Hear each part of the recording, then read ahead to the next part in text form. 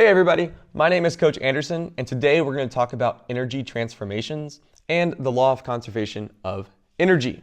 Now, as we get started, I want to start by looking at what the law of conservation of energy really is. Now, in science, a law is something that just describes what's going to happen, not why or how. In this case, the law of conservation of energy states that energy cannot be created or destroyed. Rather, the energy in a system always remains the same. Now, what does happen is energy is transferred or transformed from one type to another.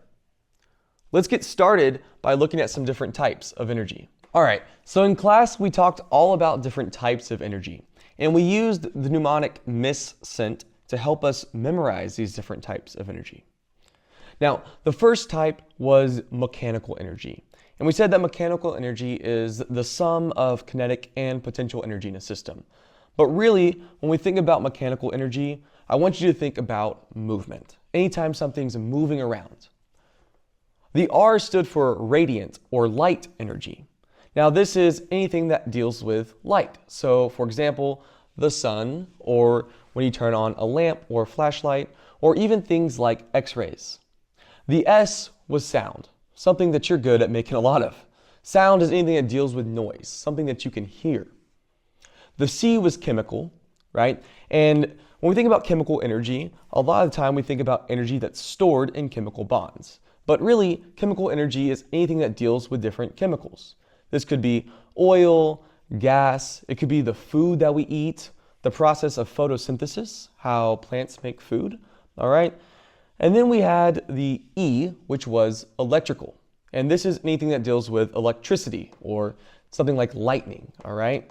Anything that has electricity flowing through it is electrical. The N was nuclear, which we won't talk too much about, but it's something that you might want to know. And I think the example we used was like an atomic bomb. And then the last one was the T, which is thermal energy or heat energy. Things like conduction, convection, radiation. Really, anything that deals with temperature or heat is thermal energy. All right, so we talked all about the different types of energy in our mnemonic MISSENT. Now let's take a look at how mechanical energy is conserved in a roller coaster. All right, if you look over here, you'll see a picture of a roller coaster, and you've probably seen this before. Hopefully, because you've been in this class for a little while, and we built roller coasters, and we talked all about potential and kinetic energy. Well, now let's look at mechanical energy. The mechanical energy of an object is the total of its gravitational potential energy and its kinetic energy from movement. Mechanical energy is conserved when a system is influenced only by gravity. Now, if you look at the roller coaster, what you should notice is that the potential energy increases when kinetic energy decreases, and that kinetic energy increases as potential energy decreases. These two things are inversely related. They're opposites of each other, right? The energy transfers from potential energy to kinetic energy, and then back from kinetic energy to potential energy as we go throughout the roller coaster. All right, let's take a look at electrical circuits, okay? Electrical circuits demonstrate the law of conservation of energy. You see, in an electrical circuit, energy is neither created or destroyed. Rather, it's just transformed. It just changes forms, right? We have chemical potential energy in the battery, which then transfers to electrical energy in the wire before becoming light or radiant and thermal energy when the light bulb turns on, okay? So an electrical circuit is a great example of how energy can transform from one type to another. Okay, so now let's look at how energy is conserved in food webs, okay? A food web shows the relationship between plants and animals in a certain environment, okay?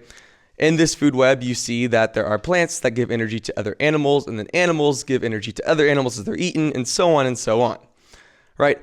What I want you to notice is that the plants get energy through something called photosynthesis, all right? Photosynthesis is the process in which plants use to get energy. They use light or radiant energy from the sun, which then uses chemical energy in the plants to create a sugar called glucose, which then gives the plants themselves energy. Then other animals eat the plants to get energy, And then more animals eat those animals to get energy, and so on and so on. And what we notice is that in this food web, energy is not created or destroyed. Rather, it's just transferred and transformed throughout the food web. Well, there you go. That's it for today's video.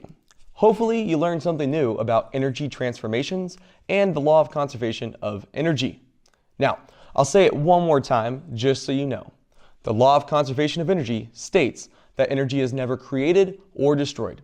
Rather, it's transferred or transformed from one type to another. I hope you learned something new, maybe you got a good laugh, and I can't wait to see you in class.